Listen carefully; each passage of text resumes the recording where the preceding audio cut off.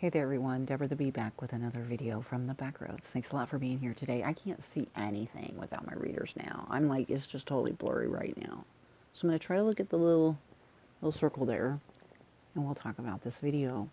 Thank you very much for being here. I appreciate you stopping by the back roads today. My name is Deborah the Bee, and if you haven't already subscribed, go ahead and hit the subscribe button, click it, and then if you like the video so far, you might click the thumbs up button and show me that you enjoy the content. That's what everybody says, so I shall as well. So, this is day 10 or 11. I'm going to cram 3 days into one video, and I'm going to explain to you why. Like Friday, I think it was, it was requested that I do bake this carrot cake. And it's a carrot cake that I'm known for, and I haven't made it. Oh gosh, I made it in another life, let's just say that.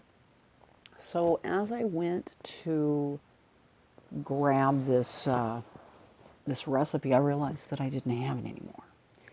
And it brought to mind that the majority of all my belongings, all my mementos, all the things that I had stored out at the shed, out of the family home after my mother died, my brother hired someone to just pick through it, basically, get the good stuff, and then take the rest of it to the dump, because I didn't have a truck to get it at that time. I really didn't have any, I didn't have any wheels then. I really was kind of bumping around after that. So I had nowhere to put any of it.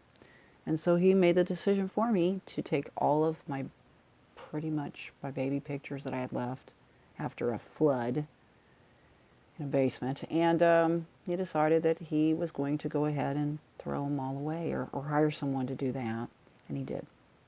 So a lot of books were kept, because at that time I was into books, and some cookbooks, and I figured that the recipe, which was this this folded piece of paper, I figured that that was there. So I had to sit there and kind of relive all of that while I made this cake, because the whole month of October is a big birthday month for everybody. So I made the cake, kind of, sort of Debbie Downering it, sort of. Made the cake as best as I could. I had to taste both the cake and the frosting before I would serve it to friends and family. And I decided when I got to the gathering to bring that. I found out that they weren't doing the barbecue like I thought they were going to. They were catering it from a place that had hickory in the name. So I was like, nah, I'm not eating. So I was like, hi, here you go, and gave the gift, and then I went to this Mexican food restaurant that just reopened. And Joe waited on me, like he always does. I told Joe I was breaking a fast, and that I wanted to know if they had any, like, Mexican soups. And he kind of laughed, and he said, well, we have a shrimp cocktail that's very similar to that if we have anything on the menu. And so I was like, cool. So he brought me out this ginormous goblet with V8 juice, chopped tomatoes, chopped sweet Vidalia onions, some avocado, some cilantro, and some scrimps in there. And I ate about $5 of that, figuring the scrimps were good for the old lady brain of mine. So the following day, I had another request for another family to make this carrot cake again. So at this point, I decided to try to Google this and see if I could find it. I came across another one that was very similar, but it wasn't exactly the same, and I kind of messed up on the frosting, so I got the frosting down a lot, but this particular recipe is very similar. It's not exactly the same, but it'll do. And after I was waiting for the big sheet, because I'm better with the sheet than the tears, okay? But as I'm waiting, I decided to do a little bit more packing, at which time I found this planner right here.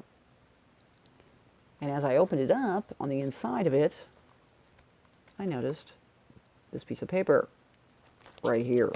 This was the one that I saw my mind, and I realized this was the one. So I opened it up to see. Of course, I put my glasses on right now, but I've already done this because I did this video before, and I had to redo it.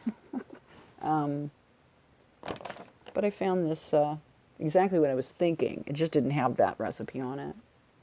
But it did have the whole wheat bread that I made. It was a quick loaf. It was very thick, similar to spelt bread, if you've ever had that. Everybody loved this bread. I also have the dairy-free vegetarian sweet rosemary rolls, where I made the strawberry butter, the lemon dill butter, and the herb butter. And then the grandkids blew my mind by preferring the herb butter over the strawberry butter, which was really weird. I remember I was eating macrobiotically then, and I was on a master cleanse for 28 days. And then I eased out. And I was heading to the Jesus fast of 40 days and 40 nights. And I was strong when I eased out. But everybody wanted me to, because I had made all of these things for everyone else. And they wanted me to enjoy it with them. And I remembered that during this time of sadness, remembering all this other shit that happened. It reminded me of all sorts of things. But one of the things it did remind me of is how strong I am. Do you know what I mean? And how I'm able to, even when I fall or falter with these fasts, I'm a woman, hear me roar, that kind of shit. You just get back up and climb back on. Stop eating, feeding the pie hole. Start drinking more waters and flushing and all that stuff. This month of October is important because it is the prep month for the next 9 months. I see like this opportunity to change it all. Almost like I'm going to have a baby and I have an idea.